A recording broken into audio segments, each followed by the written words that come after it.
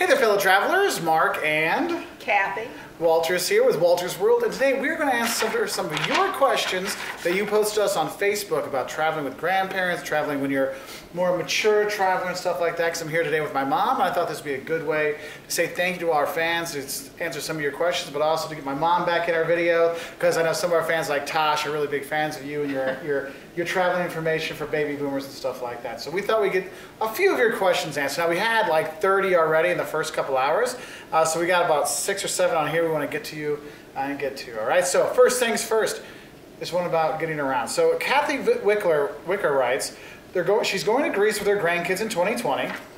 Cool. Yeah.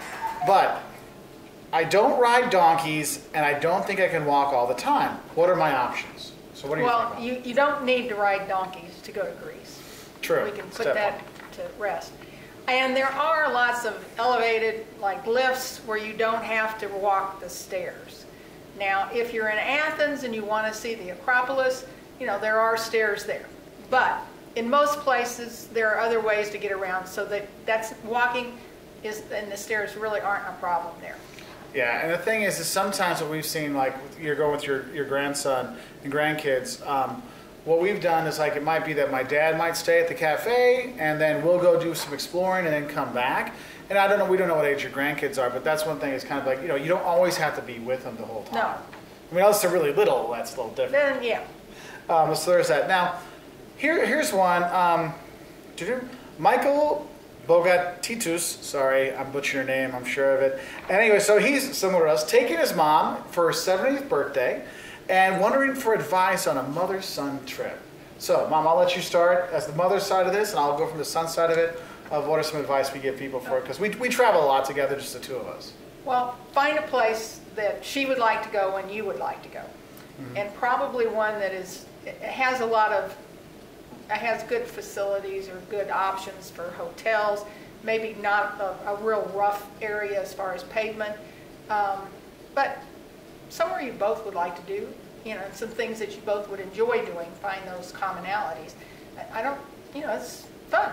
Yeah, it's fun. That's the thing, is like we're going to Scotland later this year. My mom's really big into genealogy. I mean, I think it's cool, but she's really big into it. So for us to do that, like we're going to do our Shetland Islands together. But then when we're in Edinburgh, well, you're going to go. I'm going to go to the Scotland People's Museum and do genealogy research. And I want to go to Glasgow to meet some friends and go filming there. So we're finding some time we're going to be together, like in Shetland, we'll be together. Yay. Yeah. And then we're going to have time where we're going to be separate. And that's one of the things is, because, you know, I mean, you live with your mom. If she's 70, you probably lived with her, you know, 50, 60 years ago when you were little. No, not that long.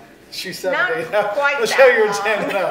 But like 30 years ago, you were living with your mom. And so things have changed. Like what you like and she like are very different sometimes. But I think one of the important parts before we go on our trips, we talk about what do you want to do, what do you want to see, you know, things like that. Find things in common that we both want to see, and then give each other some space to go do what the other one wants to do. And if you know she wants to get around, but she doesn't feel comfortable with public transportation, then there are some things that as a son you could do to make it easy for her to arrange either taxis or Ubers or whatever. Yeah, I mean, don't just kick your mom to the side of the road and say, have fun, I'll see you at 5. Yeah, or like staying at the hotel all day. Don't want to do that. Stuff like that. But it is a really great experience, and it's very different traveling as a mother and a son when you're grown versus when we go with my dad as well and my family and the kids and stuff like that. Like multi-generational stuff is very different than just mother and son, because we get to have good times talking to each other. And we can get around and do a little bit more than we can with each additional person. It's more additional time and trouble and stuff like that. So Michael, that's awesome. I hope you tell your mom happy birthday from us. That's really cool. So Maggie Freeberg writes, my mom is handicapped. What are some good spots to go? Well, we actually have a few videos on handicapped travel in Europe. I would say probably the best countries to go to in the world if you're handicapped, or I would say limited mobility. The U.S., Japan, Canada, Scandinavia, Germany. Those are like the ones I find that have the most kind of help for handicapped travelers or limited mobility travelers. But then other times you'll find places that have other stuff, like in Ljubljana, when we were there, everything was in Braille. They had Braille everywhere for people. You don't remember that? Okay, well, we were in Ljubljana. It's been a while since we were there. And we see those things. So what's cool is a lot of times countries and cities will have websites that are dedicated for disabled travelers coming to that country, maybe based on the disability. So that would be something I would definitely look into. Yeah. So there's that. Next up, this one I think you should answer, Mom. Anne Rappold writes, this is her words. As an old person, she puts the old person, not me. So, old person, how do you prepare for medical emergencies? Well, you get insurance because after you turn 65, you don't have private, you have public insurance, so to speak. So you need to make sure that you take insurance out when you sign up or when you get your airline tickets, or you can get it a little later. But you can also arrange for, there are like concierge services that for health issues that would arise if you are traveling with somebody that might have some compromised health issues. Yeah. And if you talk to either the hotel, a concierge, or someone in that area, they can find that service. Or you can look it up online. Like Paris had concierge, or France had concierge services that we could get to easily if we needed them when we were in France. So, and the big thing is you need to get the insurance because if you're older, Medicare is not going to cover anything, so you have to have that. And if you haven't bought it yet for your trip coming up, you can search online and find it before you go, so definitely pick some up. And sometimes you get lucky, and we had some friends that did get lucky when they were in one country and their expenses, their medical expenses, all were paid for them. Yeah, so there's different things there. So that was good luck. That was good luck. So Anderson T writes, how has your mom's attitude towards travel changed over the years? Mom? Well, I'm ready to almost go anywhere, anytime. Yeah. Whereas when we were kids, our vacation was going to Ohio. Toledo, Sandusky, Cedar Point, heck yeah. That was our vacations as a kid. And now they're doing all kinds of cool stuff. But, as you get older, what you want to do changes. Your financial situation changes. You're not paying for your kids anymore. Can make a difference. So that's one of the things. And I think that leads into another good question. We have one on here too from Catherine Pandal. I'd like advice on grandparent-grandchild travel. Because now that you're older and sometimes you're retired and you have some money, you want to take your grandkids places. And we're seeing a lot more of this on cruises and tours and stuff. Like you'll see not just like grandparents, but you see grandparents and grandkids, or grandparents, parents, and grandkids.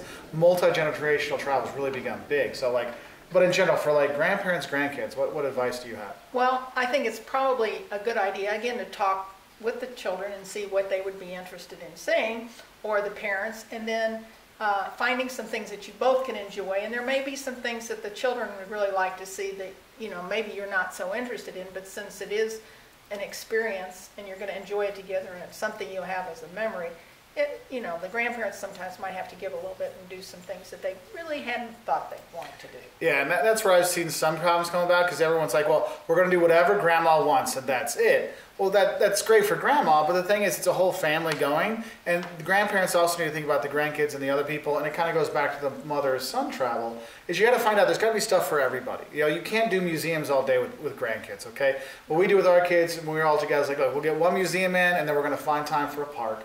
Let the kids play at the park. So we might go and see another museum while the kids play at the park or something like that. You got to think about those things.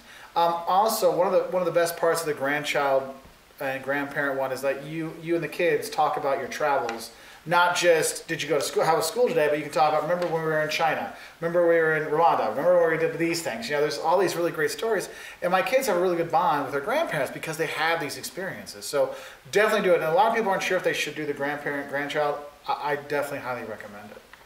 So. Yeah, I think, you select it with a country where there are some things that the child would really like to do, and then you can prepare for that and have some books for them to look or talk about your trip before you go. Yeah. And if you're into art, maybe the child, you can bring along the children to develop their interest in other things broader than art or history. Yeah, and that's one thing my mom's done a lot when she's gone with the boys, is going to museums with them and talking about art, because your background is in art and stuff, and it's been a really kind of a cool way for them to kind of bond. So now here it is fun. So next one, Maggie Devlin. As a retiree, how long is too long to travel? Because you got all the time retired, so you got all the time in the world. But probably has to do with how long your mail can be held for you, or how much you can afford. So, I don't know, 2 weeks seems to be a nice period, 3 weeks. It just depends upon where you are, where you're going to go in the world, and if you're going to do 3 or 4 countries, or, I don't know that there's any perfect answer to that. Yeah. It depends upon, like my husband likes to be home.